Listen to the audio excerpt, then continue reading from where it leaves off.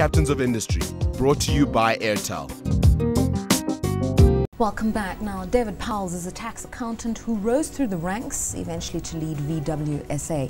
He learnt about the nuts and bolts of the brand whilst on secondment to Germany many years ago in the late 1990s. He then got a flavour for emerging markets in Brazil when he went there in 2002 as Vice President of Finance at VW. David Powels is our Captain of Industry tonight. Apparently VW has gotten into some sort of a deal with the Maponya Group and Bala World to open the first ever VW dealership in Soweto. When I was growing up, young men who were vibrant, sexy, desired, all had Golf GTIs. I can't believe that it's only in 2011 that the first VW shop is opening up there. Yeah, maybe it's a bit late, but we're very there. Late. We're putting up a very proud new generation VW dealership there. The construction is halfway completed, and we're sure that this will be the start of further developments in these type of areas. Yeah, and only Soweto? At this stage, this is the first full dealership to go into an area like that. But as I say, as the consumer base develops and affordability improves and demand improves, we will certainly have to expand our footprint into these areas. Because they love those GTIs in Soweto, I can assure you of that. Life in Brazil, what was that like? Very tough. Sao Paulo, 20 million people, a very tough experience. I am a South African. So I had the privilege of working in Germany and living in Germany, and after having that experience of moving and living and working in a different culture and learning a different language, I thought I was well equipped for the move to Brazil. But the move to Brazil was a lot more challenging. Why is that? Apparently they've got a lot of infrastructure bottlenecks. They've been making cars for the longest time, but apparently they've been making American-style cars. So what was the reception like for VW? Yeah, I think Brazil's become in the meanwhile a little bit more Eurocentric. There's still quite a strong American flavor in Brazil. I think what made it difficult, living in a city with 20 million people, high levels of crime, a very sheltered life, a very protected life, because as a board member for a big global player, the risk profile attached to those jobs is quite high from a personal security point of view. Language, not much English, in fact almost no English, have to learn Portuguese. Much more difficult for a South African to learn Portuguese than for a South African to learn German. And also the business culture is very different there. We experienced a very different way of life and way of business.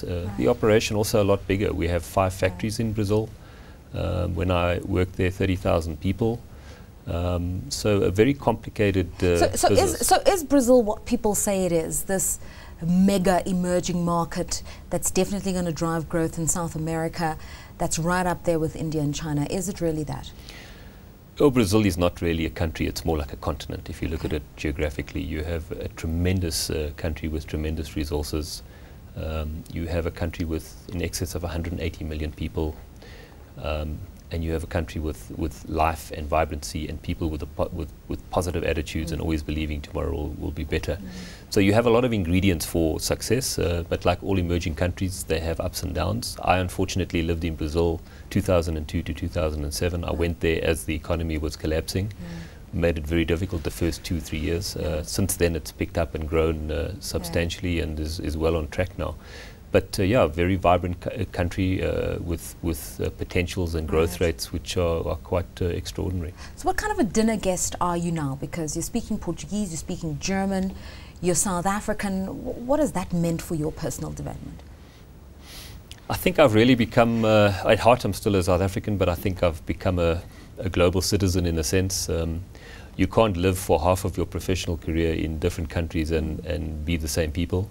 When we came back to South Africa after the second assignment in Brazil, back to my hometown of Port Elizabeth, people said, well, this is fantastic, this is coming home.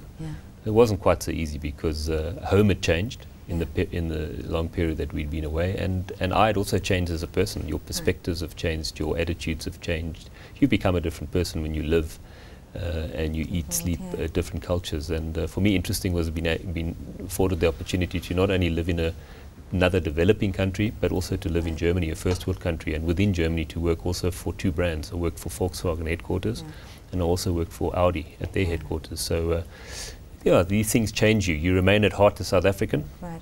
But I think you become a person, a little bit of a person of the world, because you. When you say you changed personally, other than becoming more cosmopolitan, innately, how had you changed? When you looked at South Africa, were you a lot more skeptical, saying, oh gosh, I've seen better things abroad? Were you a lot more optimistic?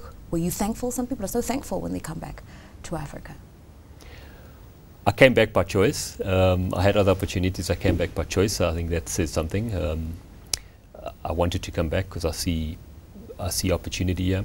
I think when you work and you live in another country, and particularly when you lived and worked in 2 different continents, you get a better perspective of the situation in South Africa, why we are where we are, and what we need to do to improve things. So I think it's given me better perspective. One good thing about living in another country is you tend to ignore the bad of that country. You tend to focus on the good of that country and exploit the good. When you come back home, you've got to accept the good and the bad. And I think the experiences of these other assignments and living in these other cultures have given me the ability to be more understanding of where we are and what we need to do. I get a sense that you're quite the traveller, in that you embrace the new experiences, which I think is a very positive quality. Don't mean to patronize you. But also you've been quoted as saying that you see your VW SA assignment as a 3-5-year job, not 16 years like your South African predecessor, and that you'd be open to other experiences. So if VW came back to you and said, we'd like you to travel again, would you say yes? I think it would be unrealistic in the modern world, particularly in the auto industry and working for a global company, to believe I would work for another 16 years or 15 years in my current assignment. I don't think it would be good for me. I don't think it would be good for the business. Okay, so yes. So the answer is... And where would you want to go? Where do you think where is a country that would really test your mettle as an individual? I'm not sure I have the mental capacity to learn another language. I've really battled to get the 3rd language under my belt. So if I looked at it from a linguistic point of view and a cultural point of view, I would prefer to go back to a country that I have already worked in. Right. One thing one needs to understand: when you're a global citizen, you can't just consider yourself and your ability to adapt. You have to consider your family. I have 3 relatively young kids who have also had good experiences, but quite hard experiences moving to different countries. So so I wouldn't like to say where I would like to go, but clearly working for a global company like Volkswagen. You're open to it. Yeah. Water skiing is a passion outside of cars. Why is that? I've always been a person that works in a fairly intense way. Even going back to the days when I was a student, I don't do things in half measures, so I live a very intense life. The consequence of that is I don't have much time. The other consequence of that is if I do have a little bit of leisure time, I need something which gives me real escapism. And for me, in my early days, I used to do a lot of windsurfing, and that's real escapism because you get out there, it's just you and the elements. These days, that's not possible because I don't have the time. I do have a holiday house on the coast, and I use the opportunity to get back into the open and water ski with my children, and that for me is real escapism, just going back to doing something that's really connecting with nature and cleaning your mind and your and your soul and your body. And finally, David, values by which you live. I ask this of all captains because we obviously come from very different backgrounds, work experiences, cultural experiences, but often there are common threads in terms of the values that leaders embrace. What are yours? I have a very simple set of values that I think I was really brought up in, and the one is perfectionist in attitude. If you do something, you do it right. And you keep doing it until you get it right. Absolute discipline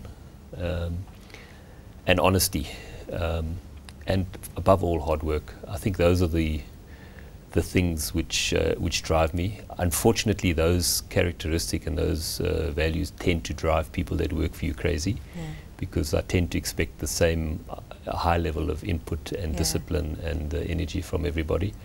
I'm a high energy person, which means I become quite high maintenance on other people. I'm not high maintenance, but I become high maintenance on other people. But you can't change the way you are, and I guess that's just the way it is. Well, you haven't been high maintenance here. You've been frank, you've been open, you've been irreverent, and it's been great having you. David Powell, the CEO of VW SA, leaving us with the thoughts of hard work, discipline, doing what you do it right. The CEO of VW SA, Das Auto. That's where we leave it. Thanks so much for your time.